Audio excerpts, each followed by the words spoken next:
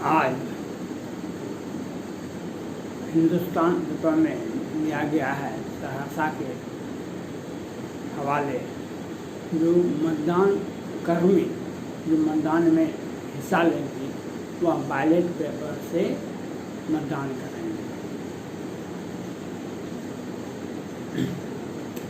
यह और केंद्र सरकार की बिहार सरकार की बिहार निर्वाचन आयोग ने पहले ही कोरोना पॉजिटिव और 65 वर्ष के लिए बैलेट पेपर का व्यवस्था कर दिया और मतदान कर्मी के लिए भी बैलेट पेपर का व्यवस्था कर दिया गया। भारत सरकार के न्याय एवं कानून मंत्री जी अभी बिहार के दौरे पर हैं। मैं उनसे यह जानना चाहता हूँ यह व्यवस्था कब से लागू हुआ है, संवैधानिक व्यवस्था है या अध्यादेश के द्वारा व्यवस्था है या गुपचुप तरीके से बिहार की सत्ता वापस आने के लिए यह व्यवस्था है। अगर बैलेट पेपर पर ही व्यवस्था हो, विश्वास हो आपको, ईवीएम को छोड़ दीजिए। भारत के संविधान में कहीं भी दो प्रकार की व्यवस्था नहीं है, ईवीएम का भी प्रयोग और बैलेट पेपर का भी प्रयोग, यह कहीं भी नहीं है। अभी मध्य प्रदेश में 20-25 विधानसभा के लगभग चुनाव हो रहे हैं।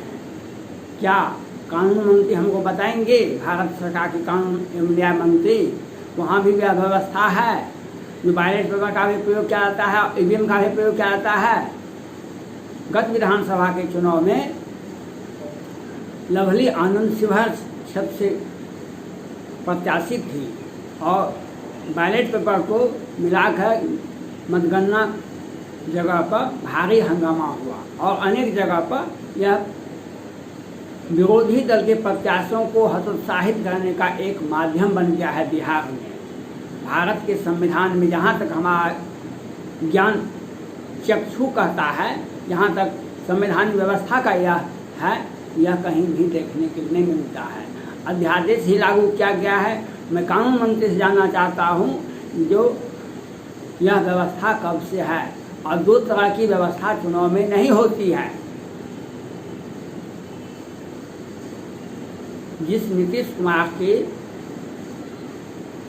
जदयू को झारखंड में 1% से आधा प्रतिशत वोट नहीं मिला और एक भी उम्मीदवार नहीं जीता, वह बिहार में सुशील मोदी जी उनके पीछे लगे हुए हैं। भाजपा और जदयू का गठबंधन जो है बिहार में, यह नीतीश कुमार के साथ था। जदयू भाजपा के जो नेता हैं सुशील मोदी जी, यह क्यों लगे हुए हैं, सुशील मोदी जी क्यों लगे हुए हैं उनके पीछे? क्योंकि ये सृजन घोटाला किए हैं, बहुत तरह का घोटाला किए हैं, इसलिए उनके पीछे लगे हुए हैं। और सुशील मोदी जी भाजपा का नेतृत्व करते हैं केंद्र सरकार से, भाजपा में केंद्र में भाजपा की सरकार है, इसलिए माननीय प्रधानमंत्री जी ऐसी व्यवस्था का विरोध करते हैं। लेकिन भाजपा के कुछ मंत्री जी सुशील मोदी को प्रोटेस्ट करते हैं और नहीं तो क्या कारण है जिस भाजपा को झारखंड में 11 विधायक का कम गया सरकार बनाने के लिए और उसमें 10-11 विधायक को वर्तमान विधायक को टिकट नहीं दिया गया था, लेकिन नीतीश कुमार के पार्टी को, नीतीश कुमार के जदयू को 1% से आधा % भी वोट नहीं मिला था, 1% वोट मिला था। एक भी प्रत्याशी कहीं भी जीतने के प्रतिद्वंदिता में नहीं थे, चुनाव को प्रभावित नहीं कर पाए एक भी जगह। लेकिन बिहार में जदयू भाजपा का गठबंधन है, सत्ता वापसी का निश्चित है। यह कैसे है? यह ऐसे है तो चुनाव मतदान कर्मी बैलेट पेपर का वोट से वोट देंगे, 65 वर्ष के व्यक्ति बैलेट पेपर का प्रयोग करेंगे और कोरोना पॉजिटिव वाले बैलेट पेपर का प्रयोग करेंगे। ईवीएम पर आधा आदमी, ईवीएम पर आधा आदमी बैलेट पेपर पर। विरोधी दल के जो प्रत्याशी होंगे, चुनाव कर्मी कहाँ कहाँ अपना दिमाग लगाएंगे। जो सभी पार्टी के अलग अलग उम्मीदवार होंगे, एजेंट होंगे, बैलेट पेपर ईवीएम पर मथा लगाएंगे कि बैलेट पेपर मथा लगाएंगे। और भारत के संविधान में दो तरह की व्यवस्था चुनाव प्रणाली नहीं है, यहाँ तक ज्ञान है। और अगर है कहीं, भारत सरकार के न्याय एवं कानून मंत्री से मैं यह अपील करता हूँ, यह अध्यादेश के द्वारा लागू किया गया है या चुनाव आयोग के द्वारा लागू किया गया है या बिहार सरकार के द्वारा लागू किया गया है, बिहार निर्वाचन आयोग के द्वारा लागू किया गया है। संवैधानिक व्यवस्था है तो किस संविधान में किस आर्टिकल में संशोधन किया गया है वह बतावें न्याय एवं कानून मंत्री। और यह व्यवस्था अगर अध्यादेश से लागू किया गया है तो कब लागू किया गया है वह अध्यादेश का आदेश मीडिया में बतावें। नहीं तो अगर आपको सहूलियत होता है बिहार की जनता को, बिहार सरकार को ईवीएम का ही प्रयोग छोड़ दीजिए, बैलेट पेपर का चुनाव से ही चुनाव करवाइए। यह मतदान कर्मी के लिए अलग व्यवस्था, 65 वर्ष के लिए अलग व्यवस्था और कोरोना पॉजिटिव के लिए अलग व्यवस्था, यह संवैधानिक व्यवस्था नहीं हो सकता है। हमें जहाँ तक जानकारी है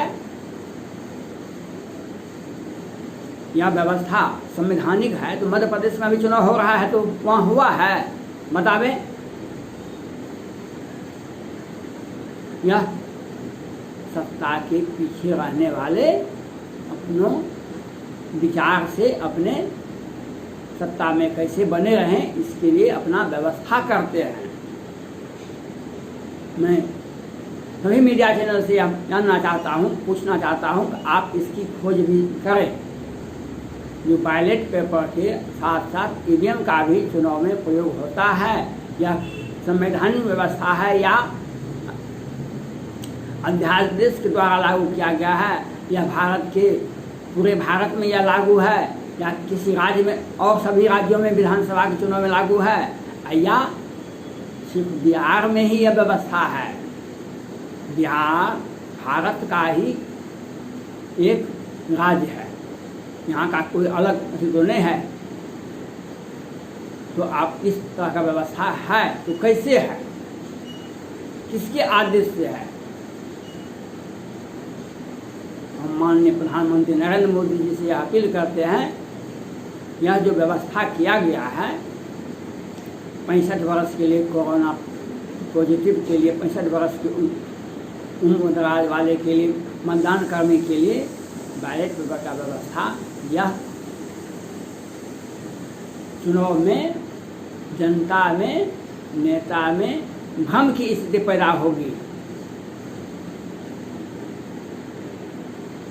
गत विधानसभा चुनाव में अनेक जगह पर विरोधी दल के प्रत्याशियों को बैलेट पेपर पर आवाज़ उठाना पड़ा, बहुत जगह से चुनाव प्रभावित हुआ।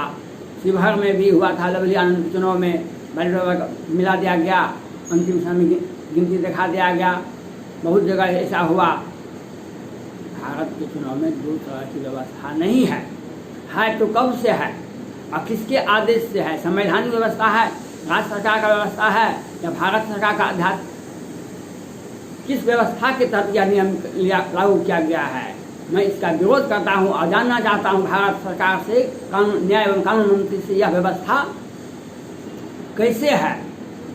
अगर व्यवस्था संवैधानिक नहीं है, अध्यादेश का नहीं है, इसको वापस किया जाए। अगर आपको बिहार सरकार को, बिहार के सभी दल को और नेता को अगर यह विचार मान्य है तो बैलेट व्यवस्था ही सहारा लीजिए, बैलेट व्यवस्था ही चुनाव करवाइए, या ईवीएम से करवाइए। दो में से एक ही व्यवस्था संवैधानिक व्यवस्था हो सकती है, दोनों व्यवस्था नहीं हो सकती है। और निर्वाचन आयोग ने भी यह किया है। तो कैसे किया है, हम इस बात पर राष्ट्रपति महोदय से अपील करते हैं, यह भारत के संविधान में किस व्यवस्था को देखा जाए और निर्वाचन आयोग को स्पष्टीकरण पूछा जाए। यह दो तरह की व्यवस्था संविधान में कब से लागू है और किस निर्वाचन आयोग के अरोड़ा साहब से भी मैं जानना चाहता हूँ, आपने यह व्यवस्था किस अध्यादेश के अपने आदेश से किए हैं या किस आदेश से किए हैं, लागू किए हैं। यह चुनाव को प्रभावित करेगा, जनता में भ्रम की इससे पैदा होगा। इसलिए माननीय प्रधानमंत्री जी से भी महोदय से ये मांग करता हूँ, इस तरह का भ्रम, इस तरह का दुर्व्यवस्था नहीं होना चाहिए।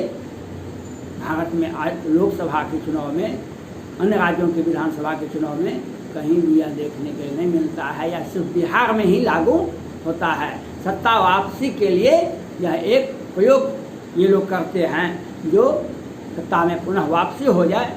मैं सभी मीडिया चैनल से यह अपील करता हूँ और बिहार सरकार से और भारत सरकार के कानून मंत्री माननीय प्रधानमंत्री जी से, अगर बात नहीं मानी गई तो आगे मैं सुप्रीम कोर्ट से भी मैं अपील करूँगा, महामहिम राष्ट्रपति महोदय से अपील करूँगा। यह संवैधानिक व्यवस्था है या अगर गैर संवैधानिक व्यवस्था है, सुनील अरोड़ा साहब को स्पष्टीकरण पूछा जाए, या भारत के संविधान के आत्मा के विरुद्ध है। यह आज तक नहीं सुनने में आया है। सभी राज्यों में चुनाव होते हैं, कहाँ कहीं व्यवस्था यह किया गया है। यह सिर्फ बिहार में ही है।